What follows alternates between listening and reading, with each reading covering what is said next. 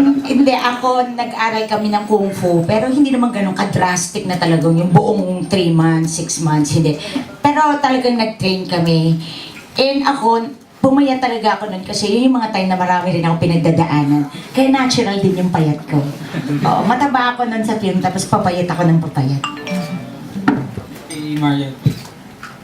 Yun, bukod sa nag-train kami, ang maganda niyan, practice kami, puro kami kain sa set, kwentuhan. Siguro yun yung nakatulong din sa pelikula at lalabas at makikita mo na at mararamdaman mo naman kung anong epekto nito sa inyo.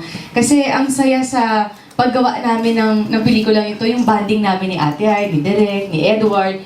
So lalabas siya. Makikita niya din. At yun ang mahalaga sa akin, yung naging bonding at kabuuan ng friendship na nagawa dito sa Kung Fu Divas. Follow-up lang po. Is there any other contributions na binigay niyo for this film? Like, yun nga, mga gowns, may mga lines ba kayong sinuggest kay Direk or scenes na parang Direk, pasok natin to gano'n? Sa tingin niyo, meron po ba kayong mga contributions na gano'n? Mga suggestions lang. Mga paepa lang ng konti, pero okay naman. Tsaka, all my heart and my soul, binigay ko rito sa movie na to.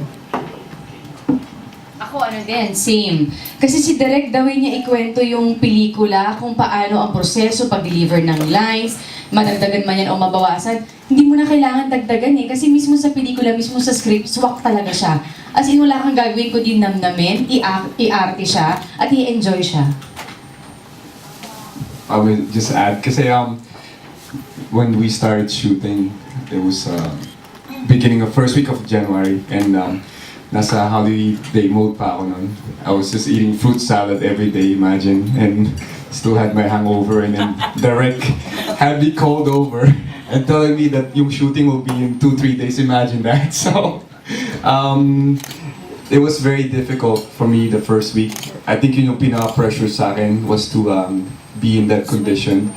So, fortunately, nagawa ko magically in a month. Pero the first time, I was very conscious talaga. They had to draw abs on me.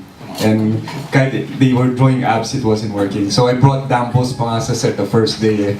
Ganun talaga ka-desperate. But, after a while, naging condition na ako. And I had to also take some Kung Fu lessons kung ano-ano. And I was afraid of heights.